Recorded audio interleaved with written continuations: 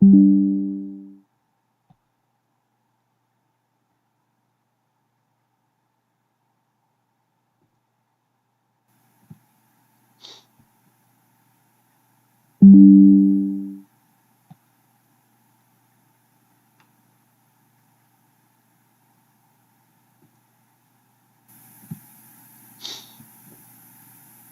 everybody. Hold on, I think I have the window open twice. Okay, there we go. So welcome to session 5 of Dialectics Hour, looking at Marx's Capital Volume 1. It's been going pretty slow with the reading because we're doing a line-by-line reading, so I'm going to see if we can try to finish section 3 today. But like last time, I'm going to basically just go for an hour, and then once an hour is up, wait until there's a stopping point in the text, and I can kind of stop there and keep going that way. Um, so last time we were reading about, let me pull up the text real quick.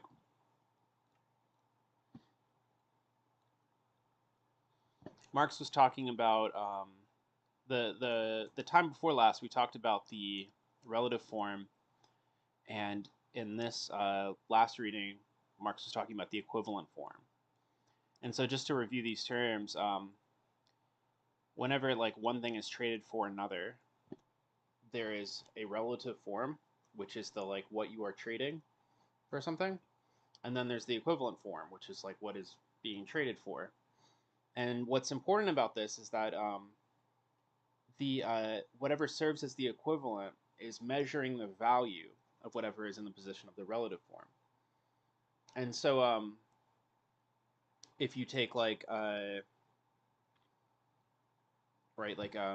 classic example of 20 linen and trade it for one coat, then you're measuring the coat, the linen, in a certain amount of coat. Or vice versa, if you take the coat and trade it for 20 linen, you're saying that there's 20 worth of, that this coat has a value of 20 linen. And so one commodity is expressing its value in the form of an equivalent. And notice that this is a dialectical relationship. It's not just saying that these two things are equal, but one thing is expressing its value in terms of another, and you can reverse the equation, but then they stand in different positions relative to each other. So we looked at each of these sides. So now we're going to this part where Marx talks about the simple value form considered as a whole. So we basically, in classic dialectical fashion, we've looked at the relative form in relation to the equivalent, then the equivalent form in relation to the relative, and now we need to look at this multi-sided relationship from the perspective of a whole. So a commodity's simple value form is contained in its value relation with another commodity of a different kind, that is, in its exchange relation with the latter. The value of commodity A is qualitatively expressed by the direct exchangeability of commodity B with commodity A. All right, so commodity A has a value. That value is not something that can be found in the physical properties of commodity A. It's not a use value. Use values are grounded materially, but it's something that can be expressed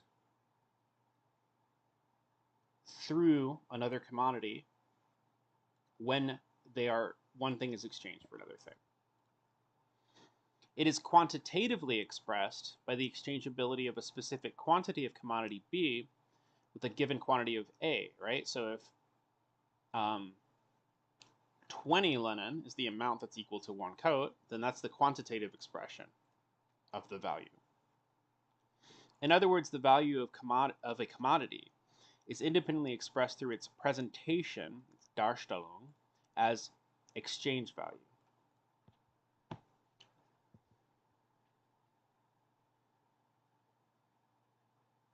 So yeah, this is exchange value. What you can get in exchange for it is what presents is the presentation of the value of a commodity. Now, it's not the same thing as the value. And we started with exchange value. But exchange value is the expression of value which is grounded, as Marx has argued, in the socially necessary labor time required for society, the average member of society, to produce that commodity. How long does it take? When at the beginning of this chapter we said in the customary manner that a commodity is both a use value and exchange value, this was, strictly speaking, wrong. So here's something important about dialectical modes of presentation in general. Marx started with this assumption that there's use value and exchange value. That's how the commodity first appears. But then as we develop it, we see that this is not the real opposition. The real opposition is between use value and value. As he says here, a commodity is a use value or an object of utility and a value. It appears as the twofold thing it really is as soon as its value possesses its own particular form of manifestation, which is distinct from its natural form. So commodities, values, and use values. Exchange value is just the way that value appears. And it has this twofold character whenever value can appear in the form of something else. This form of manifestation, so let's check that word real quick.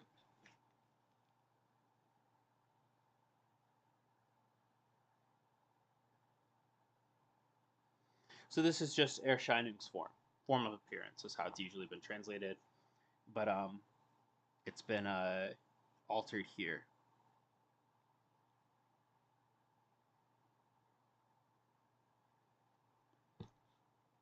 This form of manifestation is exchange value. So what's exchange value? It's the Erscheinungsform, the form of appearance or form of manifestation of value. Value appears in the forms of exchange value. And the commodity never has this form when looked at in isolation, but only when it is in a value relation or an exchange relation with a second commodity of a different kind. So to see what something's exchange value is,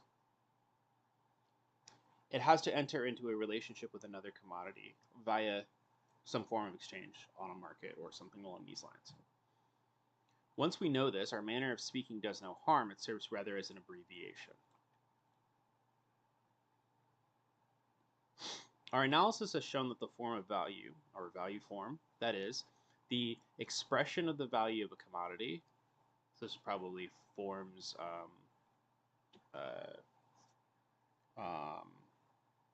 going blank, Ausdruck, or Ausdruckung, something like that. Ausdrucksweise, that's what it is, the way of expression. Oh, Wertform oder der Wertausdruck, so the value form or value expression, arises from the nature of commodity value, as opposed to value and its magnitude arising from their mode of expression as exchange value.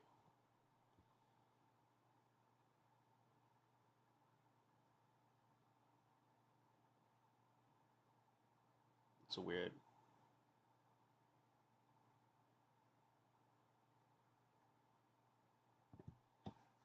So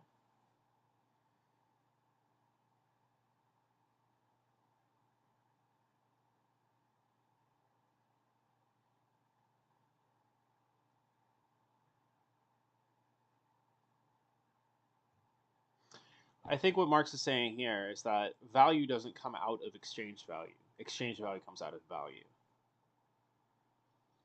The second view is the delusion of both the mercantilists and people like Fourier, Galen, etc., who made a modern rehash of mercantilism, and their antipodes, somebody who lives on Australia, walks on their hands, the modern bagmen of free trade, such as Bastiat and his associates. The mercantilists place their main emphasis on the qualitative side of the expression of value, hence on the equivalent form of the commodity, which in its finished form is money. The modern peddlers of free trade, on the other hand, who must get rid of their commodities at any price, stress the quantitative side of the relative form of value. For them, accordingly, there exists neither value nor magnitude of value anywhere except in its expression by means of the exchange relation, that is, in the daily list of prices current on the stock exchange. Right, so for this group that he's talking about, they don't even have a concept of value They just see it as exchange value. And if you think about something like neoclassical economics, there is no concept of value. There's just a concept of price. So there are contemporary economic theories that also ignore value. The Scotsman Mask Law, whose function it is to trick out the confused ideas of Lombard Street and the most learned finery, is a successful cross between superstitious mercantilist and the enlightened peddlers of free trade. So somebody who knows the economic theory probably could go more into the details of who these people are and what their positions were, but that's not really my specialty. But suffice it to say that there are people who misvalue for exchange value or think that exchange value grounds value.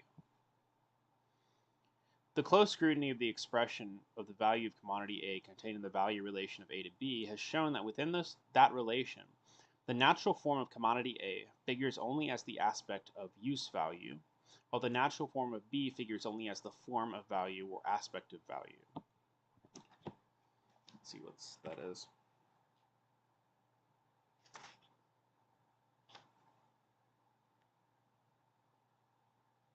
Yeah, that's what I thought.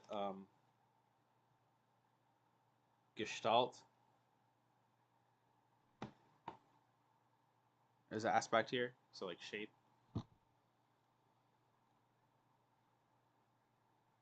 So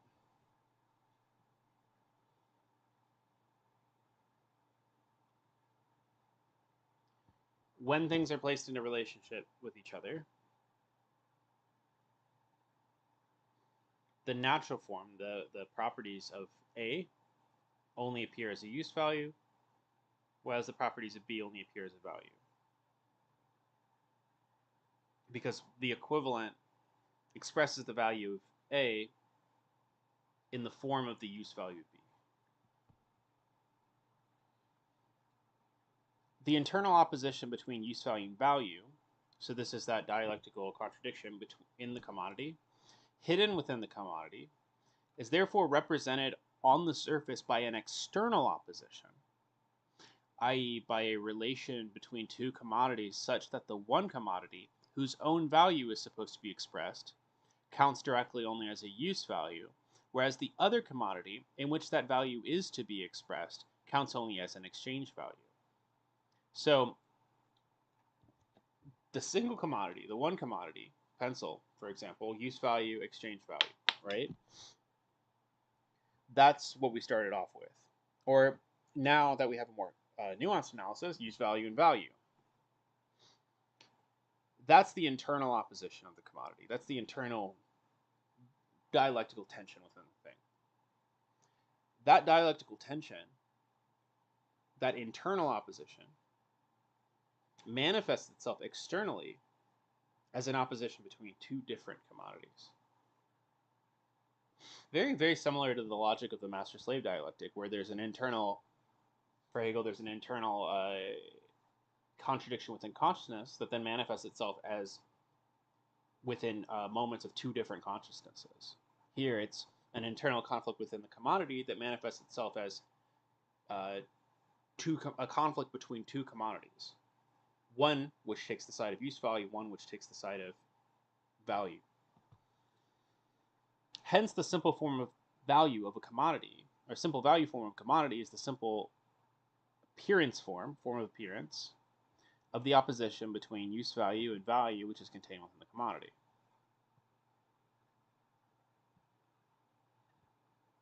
So the simple value form is a simple form of appearance of the opposition between use value and value.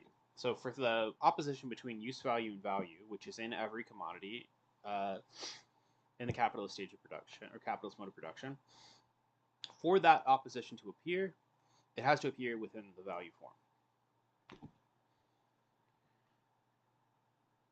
The product of labor is an object of utility in all states of society, but it is only a historically specific epoch of development which presents the labor expended in the production of a useful article as an objective property of that article, that is, as its value.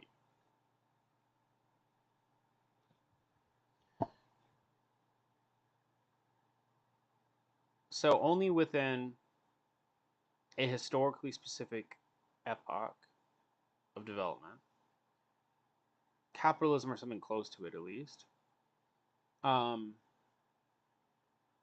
do you see what would normally be labor as reified? This is where fetishism is going to come in, as an objective property of the thing. You see it as if it's intrinsic, value something intrinsic to the thing. It is only then that the product of labor becomes transformed into a commodity. So in order for products of labors to become commodities, that the labor time put into them has to take on this objective form of being a value. It therefore follows the simple form of value form of the commodity is at the same time the simple value form of the product of labor, and also the development of the commodity form coincides with the development of the value form.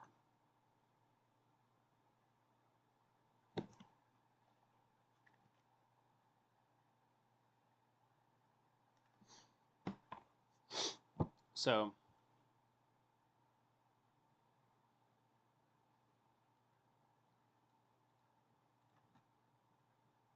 yeah, that follows, right? I mean, product of labor is just a general term for what is under capitalism a commodity. And so then developing the commodity form means developing the value form. We perceive straight away the insufficiency of the simple value form. It is an embryonic form which must undergo a series of metamorphoses before it can ripen into the price form, right? So here, again, dialectics, building off the most abstract and most simple and working our way up to more concrete. In its current state, we're talking about the value form just as a simple exchange of one thing to another. This is embryonic. We need to build up an economy, and before we can get to something like price. The expression of the value of commodity A in terms of any other commodity B merely distinguishes the value of A from its use value, and therefore merely places A in an exchange relation with any particular single different kind of commodity, instead of representing A's qualitative equality with all other commodities and its quantitative proportionality to them. So all we've seen is A in terms of one commodity, yet A can be expressed in all of the commodities in different proportions. To the simple relative form of value of a commodity, there corresponds the single equivalent form of another commodity.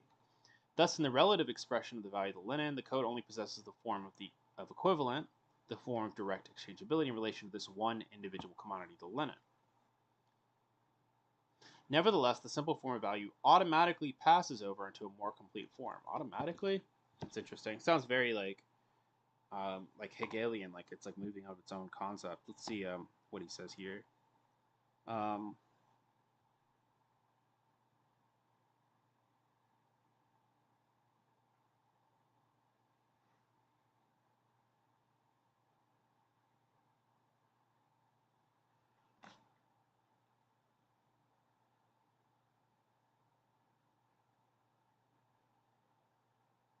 So it just goes von selbst, like on its own, of its own accord. So automatically is maybe a bit strong as a translation there. Admittedly, this simple form only expresses the value of commodity A in one commodity of another kind, right? So we're just looking at coat and linen. But what this second commodity is, whether it is a coat, iron, corn, etc., is a matter of complete indifference. Therefore, different simple expressions of the value of one and the same commodity arise according to whether that commodity enters into a value relation with the second commodity or another kind of commodity. The number of such possible expressions is limited only by the number of different kinds of commodities distinct from it. The isolated expression of A's value is thus transformed to the indefinitely expandable series of different simple expressions of that value. So basically we're going to be talking about the relationship of A to more commodities. All right, I forgot to grab a glass of water, so let me grab that real quick, and I'll be right back.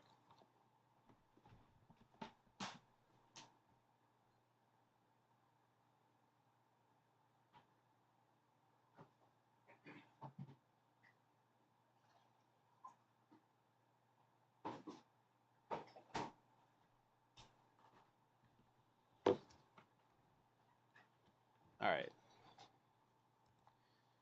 So now we're going on to this next part, the total or expanded form of value.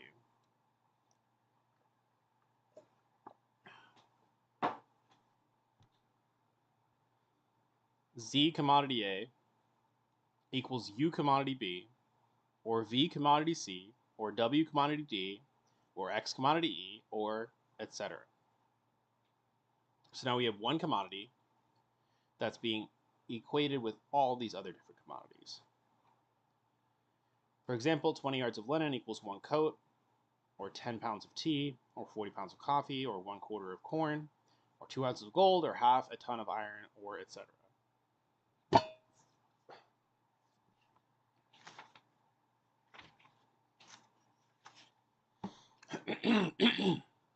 Excuse me. The value of a commodity, the linen for example, is now expressed in terms of innumerable other members of the world of commodities. Every other physical commodity now becomes a mirror of the linen's value. And so here in the footnote, for this reason we can speak of the coat value of the linen when its value is expressed in coats, or its corn value when expressed in corn, and so on. Every such expression tells us that it is the value of the linen which appears in the use values coat, corn, etc.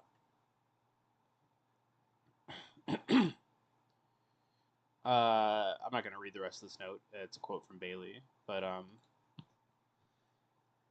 what we have here is all these things are expressing linen now. Linen has this coat value, corn value, iron value, etc. It is thus that this value first shows itself as being, in reality, a congealed quantity of undifferentiated human labor. So here, abstract labor, the value of the thing being undifferentiated human labor, this shows itself in that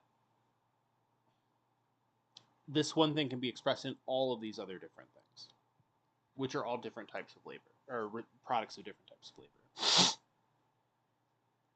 For the labor which creates it is now explicitly presented as labor which counts as the equal of every other sort of human labor, whatever natural form it may possess, hence whatever it is objectified in a coat, in corn, in iron, and gold. The linen, by virtue of the value form, no longer stands in a social relation with merely one kind of commodity, but with the whole world of commodities as well.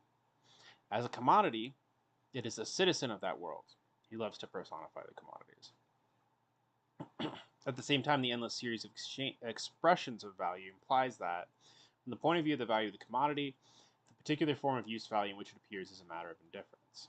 There's an infinite series now. Infinite series of commodities all expressing the value of the linen.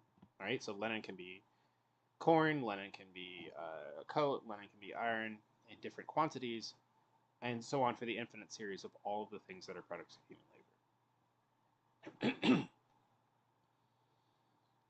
And it is indifferent, because of this infinity, it's also indifferent to what kind of use value it's being expressed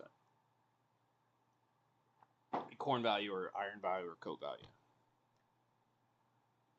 In the first form, 20 yards of linen equals 1 coat, it might well be a purely accidental occurrence that these two commodities are exchangeable in a specific quantitative relation. In the second form, on the contrary, the background of this accidental appearance, essentially different from it and determining it, immediately shines through. The value of the linen remains unaltered in magnitude, whether expressed in coats, coffee, or iron, or any innumerable different commodities belonging to many different owners. The accidental relation between two individual commodity owners disappears. It becomes plain that it is not the exchange of commodities which regulates the magnitude of their values, but rather the reverse, the magnitude of the value of the commodities which regulates the proportion in which they exchange. So he's saying, like, okay, I can take this linen and I can trade it for a coat, or I can trade it for a certain amount of iron, or for a certain amount of corn. But here's the thing. Once you start realizing, like, all these different values can serve as equivalents, you start to think for a second, it's like, well, wait a second, the same amount of corn that gets me, if it's like, like a bushel of corn and half a pound of iron or whatever that I get for the 20 linen, if those things are like worth the same as each other, then there's clearly some like underlying value underneath all of these things that's being expressed, right? Like if I can, yeah, if I can get half a pound of iron for 20 linen, and I can get a bushel of corn for 20 linen, and then I can get a bushel of corn for half a pound of iron, right? Like there's clearly like a magnitude of value determining these things on the market. It's not the market determining these things, it's the value determining the market exchanges. That's what he's arguing here. So it's not an accidental relationship at this point. There's something necessary going on. And that's why once you move to this, what do you call it, the expanded relative form? Yeah, like once you move to the expanded relative form, then you can start to see like, oh, this really is a metabolism of different types of human labor. Okay, so the particular equivalent form. Each commodity, such as coat, iron, tea, etc., figures in the expression of value of the linen as equivalent, hence as a physical object possessing value. The specific natural form of each of these commodities is now a particular equivalent form alongside many others. In the same way, many specific, concrete, and useful kinds of labor contained in the physical commodities now count as the same number of particular forms of realization or manifestation of human labor in general. So, the natural form of all of these things, the use value form of all of these equivalents, now express that value of that linen. And the many different specific types of concrete labor contained in these things all express the abstract labor in the linen.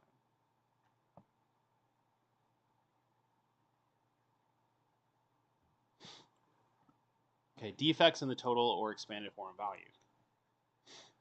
Firstly, the relative expression of value of the commodity is incomplete because the series of representations never comes to an end. We've got a bad infinity here, folks. It goes on forever. You trade it for anything. The chain, of which each equation of value is a link, is liable at any moment to be lengthened by a newly completed commodity, or newly created commodity, which will provide the material for expression of value. So there are even like new commodities being created, and all of those can be expressions of the value of linen. So where does it end?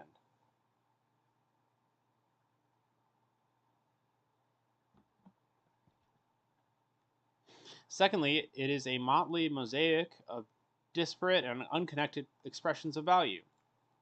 All kinds of random things expressing the value. And lastly, if, as must be the case, the relative value of each commodity is expressed in this expanded form, it follows that the relative form of value of each commodity is an endless series of expressions of value which are all different from the relative form of value of every other commodity.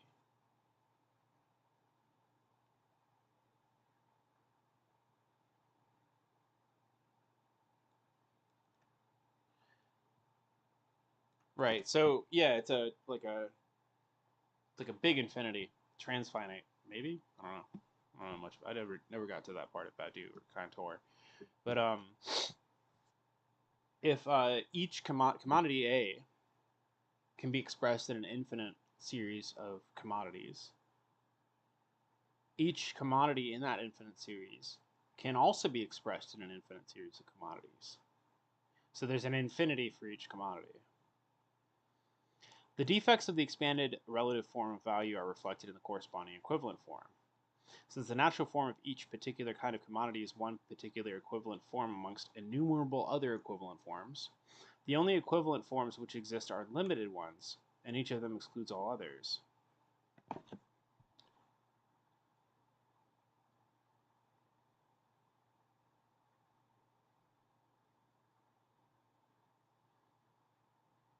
So it's something about like whenever you express the commodity's value in something specific, you're like excluding all the other ways that that commodity has been expressed, which makes it limited. I think that's what he's saying in this sentence here. Like you're saying like, oh, this is like this many coats, but you could also, but like you're limiting it to just coats as the equivalent form at that point, when you could be saying it's also these other things too.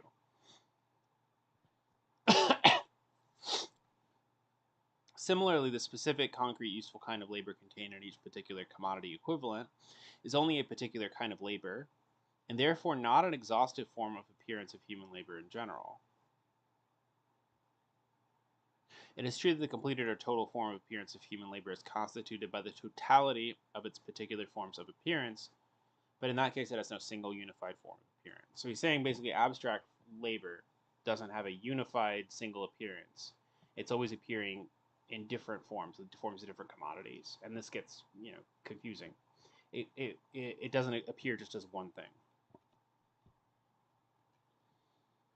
The expanded relative form of value, however, is nothing but the sum of the simple relative expressions or equations of the first form, such as 20 yards of linen equal 1 coat, 20 yards of linen equals 10 pounds of tea, etc. However, each of these equations implies the identical equation in reverse. This was, we kind of are all thinking this already. 1 coat is 20 yards of linen, 10 pounds of tea is 20 yards of linen, etc. In fact, when a person exchanges his linen for many other commodities, and thus expresses its value in a series of other commodities, it necessarily follows that the other owners of commodities exchange them for the linen, and therefore express the values of their various commodities in one of the same third commodity, the linen. This was something that I think was implicit this whole time during this discussion, but Marx hasn't brought up yet. If I trade linen for a coat, and my linen is now expressed in that relative form is now expressed in the equivalent form of coat. My linen is 1 coat worth of linen, right? Well, I'm trading with someone, and to that person, they've got 20 linen worth of coat, right? And so, right, this is just like, this is the dialectic, the back and forth between the two consciousnesses. We've been pretending like this is only taking place from one buyer or one seller, one trader, whatever, but there's two people in the exchange. So then that means that we can reverse these things. If A equals B, then B equals A. If then we reverse the series 20 yard, okay, this is about to be like some fucking genius move here, all right? So we have this problem. Linen can be traded for this and this and this and this and this and a whole infinite series of items. How can we solve this infinity? And Marx just says, well, all of those things can be traded for linen. So we'll just reverse the equation. If then we reverse the series 20 yards of linen equals 1 coat or 10 pounds of tea, etc., we give expression to the converse relation already implied in the series. We get the general form of value. 1 coat is 20 linen. 10 pounds of tea is 20 linen. 40 pounds of coffee is 20 linen. 1 quarter of corn is 20 linen. 2 ounces of gold is 20 linen. Half a ton of iron is 20 linen. X commodity A is 20 linen. So now we flipped it around. So now it's not, whoa, 20 yards of linen can be exchanged for all these things. It's that all of these things can be measured in linen. And so now, what's going on at a dialectical level is here, or is here with the total expanded form, we had a particularization, right? These commodities are particularizing themselves. They're individuating themselves. There's a whole list of particulars. But now, the general, here, allgemeine, universal, right? Opposite of particular. We have the particular become universal. Linen is no longer a particular commodity. It's the universal commodity that can measure all of these things, but just by flipping this equation. So the changed character of the value form. The commodities now present their values to us, one, in a simple form because in a single commodity. So we have a simple form, just one commodity, they're all expressing themselves in. Two, in a unified form because in the same commodities each time. So all these expressing value in terms of linen. Their value form is simple and common to all, hence general. They have a universal value form, linen. The two previous forms, let us call them A and B, only amounted to the expression of the value of a commodity as something distinct from its own use value or its physical shape as a commodity. The first form, A, that would be the simple form, produced equations like this: 1 coat equals 20 yards of linen, 10 pounds of tea is half a ton of iron, etc. The value of the coat is expressed as comparable with linen. That of the tea is comparable with iron. But to be comparable with linen and with iron, these expressions of the value of the coat of coat and tea is to be as different as linen is from iron. This form, it is plain, appears in practice only in the earliest stages, when the products of labor are converted into commodities by accidental occasional exchanges. Right? So like most of the bartered form. The second form, B, this would be the expanded form, I believe. Does it have a B in front of it? Yeah. I see B, expanded form. The second form, B, distinguishes the value of a commodity from its own use value more adequately than the first. For the value of the coat now stands in contrast with its natural form in all possible shapes, in the sense that it is equated with linen, iron, tea, in short, everything but itself, right? Because there's no auto affection, right? It can't signify its own value. On the other hand, any expression of value common to all commodities is directly excluded. For in the expression of value of each commodity, all the other commodities now appear only in the form of equivalence. The expanded form of value comes into actual existence for the first time when a particular product of labor, such as cattle, is no longer exceptionally but habitually exchanged for various other commodities. So when you have something like cattle and you're just like, oh, here's some cattle, give me some of that. Here's some cattle, give me some of that, right? That's what he's talking about there. That's the expanded form. The new form we have just obtained expresses the values of the world of commodities through one single kind of commodity set apart from the rest, through the linen, for example, and thus represents the values of all commodities by means of their equality with linen.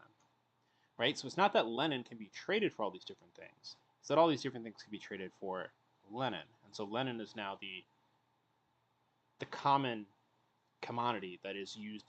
It's like the iron used to weigh things, but it can weigh all the different weights.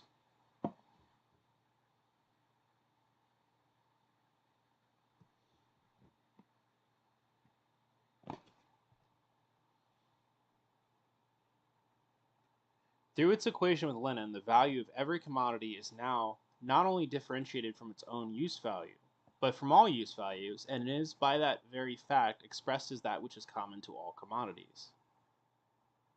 By this form, commodities are for the first time really brought into relation with each other as values, or permitted to appear to each other as exchange values. So you have this new form, the general form, and now they're really appearing as exchange values. The two earlier forms express the value of each commodity either in terms of a single commodity of a different kind, or in a series of many commodities which differ from the first one. In both cases, it is a private task, so to speak, of the individual commodity to give itself a form of value, right? So it's like, I have linen and I'm looking for something to trade it for, and it accomplishes this task without the aid of others. It doesn't matter, that other things are also equivalent to it. It just matters what I'm trading it for, which played towards it the merely passive role of equivalent. So equivalent is in the passive role, like I'm looking for an equivalent. I have my thing and I'm trying to trade it for the equivalent. The general form of value, on the other hand, can only arise as the joint contribution of the whole world of commodities. So with the general form, all the commodities are shoving themselves into this general form. A commodity only acquires a general expression of its value if, at the same time, all other commodities express their values in the same equivalent, and every new emergent commodity must follow suit. It thus becomes evident that because the objectivity of commodities as values is the purely social existence of these things, it can only be expressed through the whole range of their social relations, and consequently the form of their value must possess social validity. So it has to be a situation where there's a social validity to linen, where everyone has agreed that we trade in linen now. That's the standard commodity that we're using to measure all other commodities. And all new commodities will be measured in certain amounts of linen. In this form, when they are all counted as comparable with the linen, all commodities appear not only as qualitatively equal as values in general, but as values quantitatively comparable magnitude, of quantitatively comparable magnitude. Because the magnitudes of their value are expressed in one and the same material, the linen, these magnitudes are now reflected in each other. So now the magnitudes, we'll see what this means. But yeah, dialectically, now they're all expressing themselves in terms of linen. So now we have a pound of tea is 20 yards of linen. 40 pounds of coffee, 20 yards of linen. Right? So we're not just all like starting with the 20 linen and then finding out how much coffee we can get for it, how much tea we can get for it. We're starting with different amounts of commodities and measuring them in linen, because linen is now the general equivalent, the general value form. In other words, 1 pound of coffee contains only a quarter as much of the substance of value, that is labor, as 1 pound of tea, right? So if 40 pounds of tea is 20 yards of linen and 10 pounds of tea is 40 pounds of coffee, if 10 pounds of tea is 20 yards of linen and 40 pounds of coffee is 20 yards of linen, then we can see the difference in the substance of value of these two commodities. It'd be easier if he did like 1 pound is this much linen, 1 pound is this much linen, but the general relative form of the value imposes the character of universal equivalent. It's going to be an important term on the linen. So linen is the universal equivalent. It's the equivalent to all commodities. It's the thing that you can trade every commodity for, which is the commodity excluded as equivalent from the whole world of commodities. So it's a commodity that's excluded from the world of commodities. Because linen is the thing that all commodities are being measured by. It's the equivalent of all commodities. It's not, so it's not in itself part of this world, even though it is a commodity. Its own natural form is the form assumed in common by the values of all commodities. So all commodities assume linen as its natural form. It is therefore directly exchangeable with all other commodities. The physical form of the linen counts as the visible incarnation, the social chrysalis state of all human labor. So all labor is now linen. That's the measure. That's the visible incarnation of how much labor is in something. How much linen is it worth? Weaving, the private labor which produces linen, acquires as a result a general social form, the form of equality with all other kinds of labor. So now the labor involved in making the linen has a new social form, because it now has this value of measuring everything. The innumerable equations of which the general value form is composed equate the labor realized in the linen with the labor contained in every other commodity in turn, and they thus convert weaving into the general form of appearance of undifferentiated human labor. So weaving is the general form. It's the specific labor that now takes on a general form. In this manner, the labor objectified in the values of commodities is not just presented negatively, as labor in which abstraction is made from all the concrete forms and useful properties of actual work. Its own positive character is explicitly brought out, namely the fact that it is the reduction of all kinds of actual labor to their common character of being human labor in general, of being the expenditure of human labor power. So, in the sense that, like, by equating everything with linen, you're also kind of taking all the specific forms of labor and equating them with weaving. And so it's not just a abstraction that negates and pulls out, but there's a positive fact of all labor being positively equated with each other. The general value form, which all the products of labor are presented as merely congealed qualities of undifferentiated human labor, shows by its very structure that it is the social expression of the world of commodities. In this way, it is made plain, within this world, the general human character of labor forms its specific social character.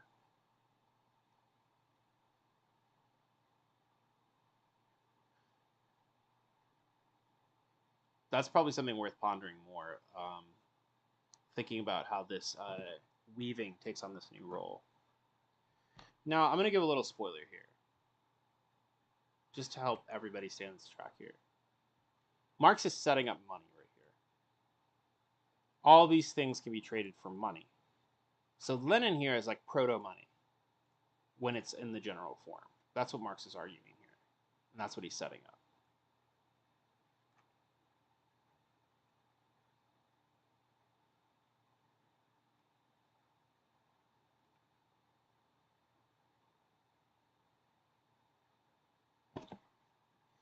All right. I think we might be able to finish this section. Okay, the development of the relative and equivalent forms of value, their interdependence. The degree of the development of the relative form of value and that of the equivalent form correspond. But we must bear in mind that the development of the equivalent form is only the expression and result of the development of the relative form. The simple or isolated relative value form of one commodity converts some other commodity into an isolated equivalent, right? That's when you're just trading one thing for another thing. The expanded form of relative value, the expression of the value of one commodity in terms of all other commodities, imprints those other commodities with the form of particular equivalents of different kinds. Right, so that's the stage of the particular. Finally, a particular kind of commodity acquires the form of universal equivalence. We've gone from particular to universal, because all other commodities make it the material embodiment of their uniform and universal form of value. So we have a concrete universal here. It's a particular that serves as a universal because of its role in being equivalent to all the other commodities. But the antagonism between the relative form of value and the equivalent form, the two poles of the value form, also develops concomitantly with the development of the value form itself. So we have these two poles of the value form, they're in antagonism with each other. And this antagonism develops alongside the development of the value form into these more complex stages. The first form, 20 yards of Lenin, 1 coat, already contains this antagonism without yet fixing it. According to whether we read the same equation forwards or backwards, each of the two commodity poles, so here we're going to talk about these as poles, such as the linen and the coat, is to be found in the relative form on one occasion and on the equivalent form on the other equation. Here it is still difficult to keep hold of the polar antagonism. In form B, that's the expanded form, only one commodity at a time can completely expand its relative value, and it only possesses this expanded relative form of value because, and insofar as, all other commodities are with respect to it equivalents. Here we can no longer reverse the equation 20 yards of linen equals 1 coat without altering its whole character and converting it from the expanded form into the general form value. Finally, the last form C gives to the world of commodities a general social relative form of value because, and insofar as, all commodities except one are thereby excluded from the equivalent form. A single commodity, the linen, therefore, has the form of direct exchangeability with all other commodities. In other words, it has a directly social form because insofar as no other commodity is in this situation. The commodity that figures as universal equivalent is on the other hand excluded from the uniform and therefore universal form of value. So this is the antagonism at this level.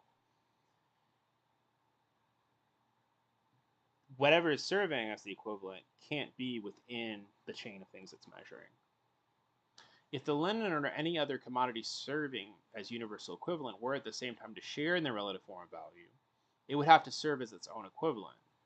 We should then have 20 yards of linen equals 20 yards of linen, a tautology in which neither the value nor its magnitude is expressed, right? It's like asking how much money is $20 worth. It's worth $20, right? In order to express the relative value of the universal equivalent, we must rather reverse the form C. So, to understand what Lenin's worth, we have to go back from the general form to the expanded form.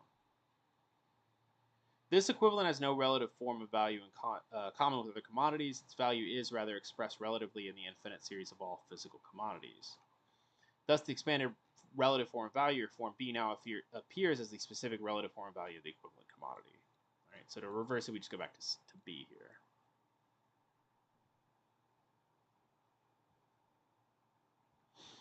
It is by no means self-evident that the form of direct and universal exchangeability is an antagonistic form, as inseparable from its opposite, the form of non-direct exchangeability, as the positivity of one pole of magnet is from the negativity of the other pole.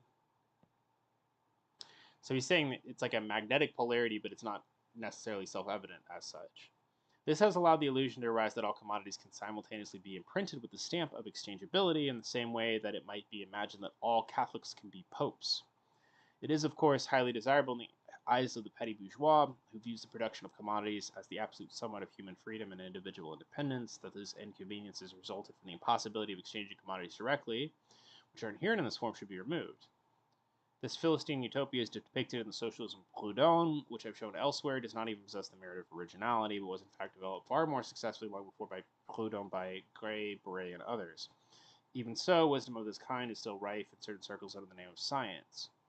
No school of thought has thrown around the word science more haphazardly than that of Proudhon, for wo Begriffe wählen, da stellt zur rechten Zeit ein Wort sich ein. Where thoughts are absent, words are brought in as convenient replacements, of quotation altered from Goethe. Faust.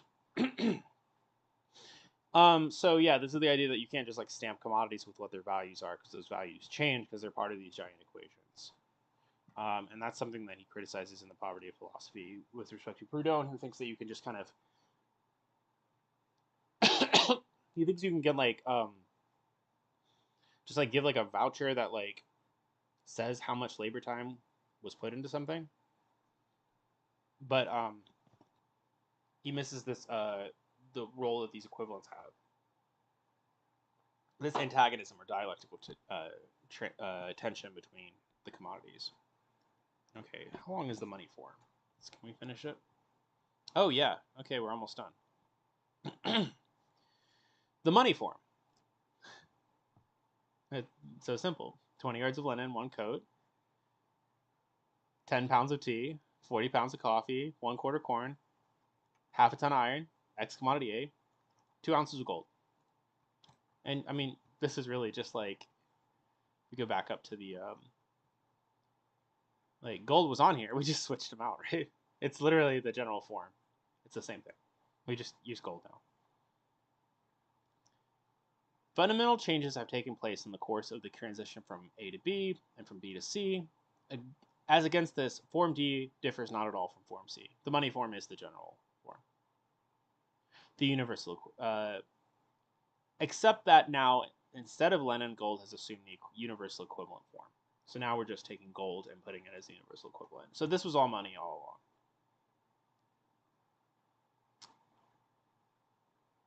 Gold is in Form D, what linen was in Form C, the universal equivalent. So what is money? It's the universal equivalent. And it's going to become more complex when we get into the money chapter, but that's the relationship.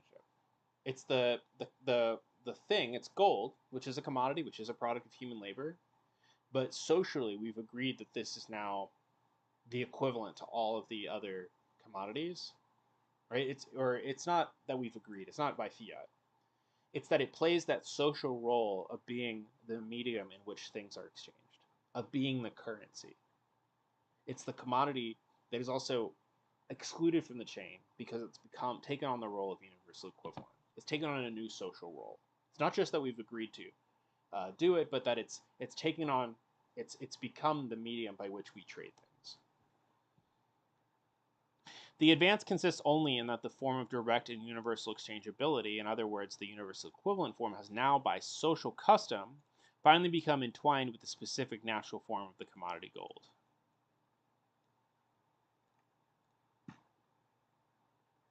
Gold confronts the other commodities as money only because it previously confronted them as a commodity. There's a debate about whether Marx has a commodity theory of money. Marx says that gold, money both is and is not a commodity in Grundrisse, so it is complicated. But there's a sense in which gold was previously a commodity, but now it confronts the commodities as money.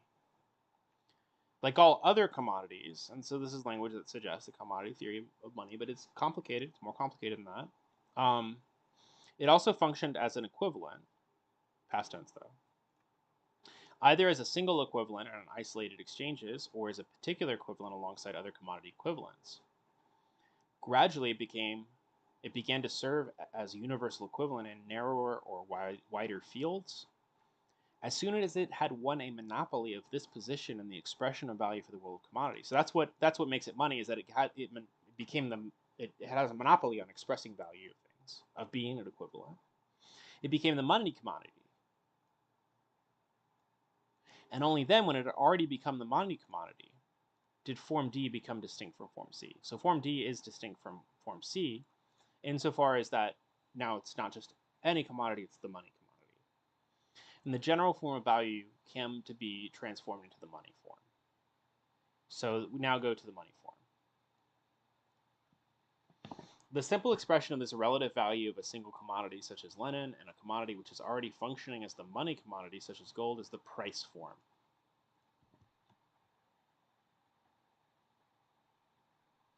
So to find the relative value of linen when you have a money commodity, you just ask, how much does it cost? The price form of the linen is therefore 20 yards of linen equals 20 ounces of gold, or if 20 ounces of gold when coined are 2 pounds, 20 yards of linen is 2 pounds. The only difficulty in the concept of the money form is that of grasping the universal equivalent form, and hence the general value form as such, Form C. Form C can be reduced by working backwards to Form B, the expanded form of value, and its constitutive element is Form A, 20 yards of linen equals 1 coat, or X commodity A equals Y commodity B. The simple commodity form is therefore the germ of the money form. It's the germ that's been built up, right? You know, Hegel has that thing about at the beginning of the phenomenology about like the germ becoming the plant, right? Like this idea of this organic system. So that's another kind of dialectical metaphor.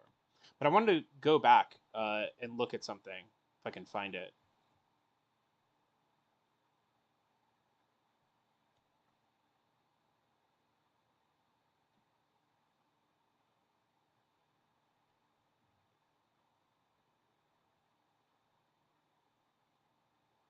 So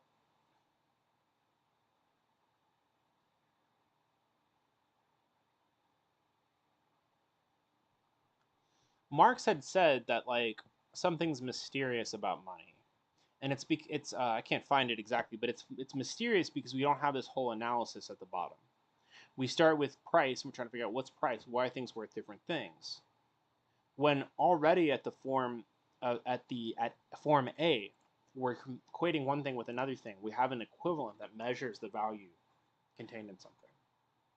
And so now we've seen it expanded all the way to the money form. And the money form is just this expanded form where it's like, well, I could trade this for that, or that, or that, or that, or that, or that, or that. And so all of those things are all worth this one thing. And then we're going to take one thing and we're going to socially recognize it as it's going to become, you know, part of our social practice to trade in terms of this thing. And, you know, maybe it's gold, so you can cut it up and mint it and stuff like that. And now we have money. All right, so we finished this really long section. It only took us 3 parts. Next time, we're going to talk about the commodity fetishism. We finished an hour on the dot, so this is going well. I'm really excited to talk about the fetishism chapter. I reread it a couple weeks ago just to think about it again. But I'm really excited to do a close reading of it. I hope y'all will enjoy it as well. Until then, stay tuned, 7 p.m. Eastern Time on Tuesdays, and look out for more content as the summer starts.